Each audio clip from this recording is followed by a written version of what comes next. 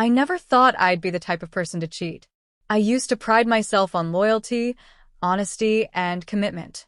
But life has a way of twisting the things you think you know about yourself.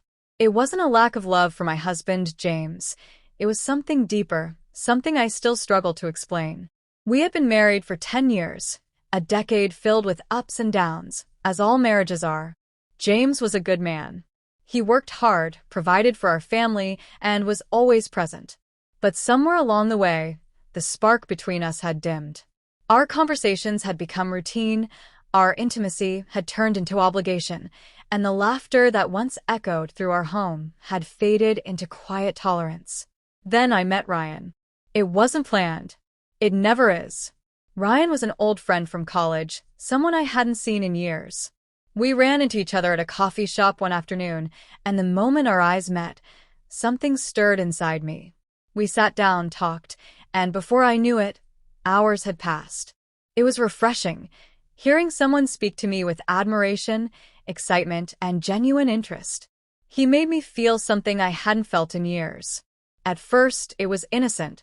A few texts here and there, casual conversations about life, work, and old memories. But soon, those conversations became deeper, more intimate. I found myself craving his words, his presence. And then, one evening, when James was away on a business trip, Ryan and I crossed a line I swore I'd never cross. The guilt was immediate and overwhelming. The moment it was over, I wanted to turn back time. I went home, stared at myself in the mirror, and hated the person looking back at me. I had betrayed the one person who had given me everything. I told myself it was a mistake, a lapse in judgment, but the truth was, it wasn't an accident. I had chosen to do it.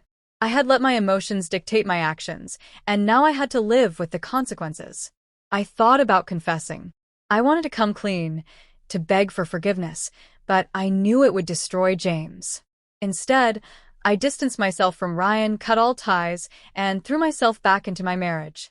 I tried harder, loved deeper, and made it my mission to fix what had been broken.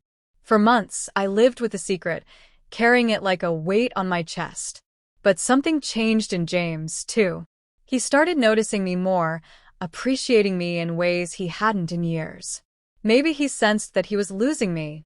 Maybe he just decided to try harder. Whatever the reason, our marriage slowly began to heal. But the guilt never left. It stayed with me, a reminder of the moment I had chosen wrong. And I promised myself I would never cheat again. But the problem with mistakes is that once you've made them, they linger in the background, whispering, tempting. And sometimes, no matter how strong we think we are, the past has a way of creeping back in. One evening, while James was away again, I heard my phone buzz. It was Ryan. A simple message, "I miss you." My heart pounded. My hands trembled. I had promised myself it was over. But promises are easy to make, and even easier to break. I sat staring at the message, feeling the rush of emotions flood back in. I remembered the way Ryan looked at me, the way he listened, the way he made me feel like I was the only woman in the world. I had been strong for months, avoiding him, ignoring my feelings, pouring my energy into my marriage. But that message cracked something inside me. I locked my phone, stood up, and walked around the house aimlessly. My thoughts were racing, my emotions in turmoil. James and I had come so far, worked so hard to rekindle what we had lost.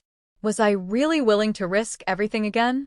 I reminded myself of the nights I had cried, the nights I had felt the crushing weight of guilt on my chest.